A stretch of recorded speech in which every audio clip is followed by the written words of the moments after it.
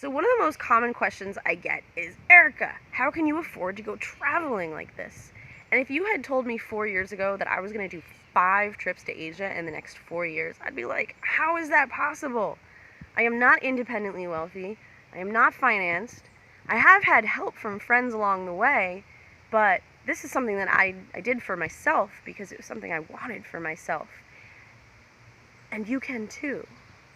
So here's the breakdown of how to save money to go traveling, or for whatever dream is on your heart. So first things first is you gotta decide with all of your heart and believe that you're gonna do it. You gotta talk like you're gonna do it. You gotta think like you're gonna do it, even if you don't know how. When I made the decision to go to India for 6 months, my first trip, I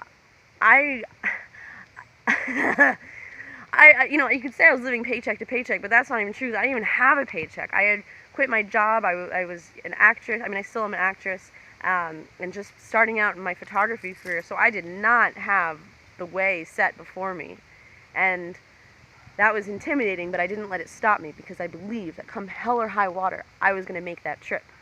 So first and foremost, you got to decide with all of your heart. Second, put a date, put a deadline on it. So I said, I'm starting this trip on my 29th birthday, November 4th. And that really helped coalesce the forces to help make it happen. Because here's the thing, how does that quote go? A goal without a deadline is just a dream. So it becomes within reach when you say, by this date, I am going traveling, right? So that said, once you make that decision, the universe will start corresponding to the nature of your song, right? And it'll send you new opportunities, new people, new things will enter into your vortex to help you manifest that which you have set your heart upon. So that said, that's sort of like the non-physical aspect. The physical aspect of how to save to go traveling is this. And this is something that I've started doing the past year or so, which has helped me a lot. And that is using online savings accounts. Now, most people operate with one checking and one savings account. All the money goes in there, and then you can sort of see it, and you say, "Oh, I have this money." And when you can see the money, it's much harder not to spend it. So I use allybank.com, and I'll put a link below.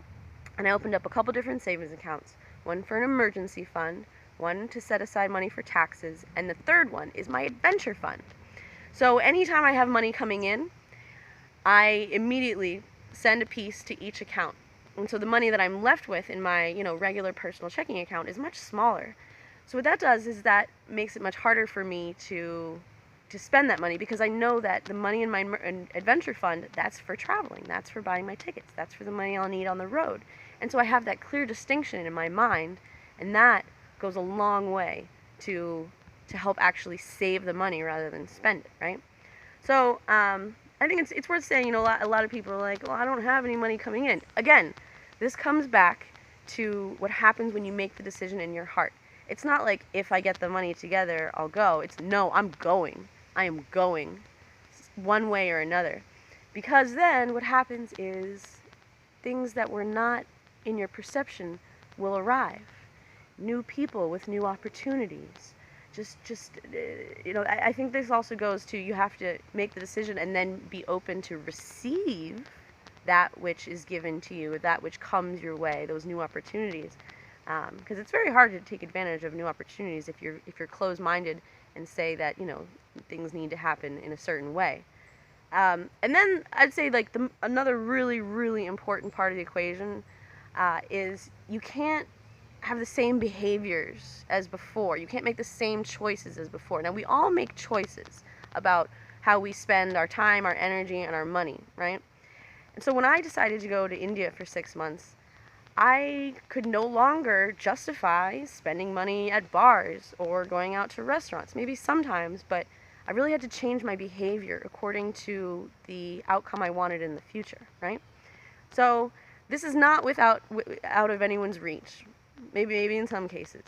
But let me just be one to tell you that you can. If this is a dream that's on your heart and on your mind, there's nothing to stop you from manifesting it, as long as you get your heart and your mind connected and in order, and then create structures like opening up those online savings accounts to support the outcome that you want.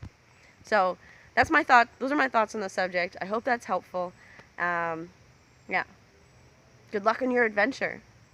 Whether that's 6 months in India, 2 weeks in Thailand, or whatever that looks like for you. If you dream it and believe it, you can achieve it. Alright, you heard it from a mermaid. Over and out, friends.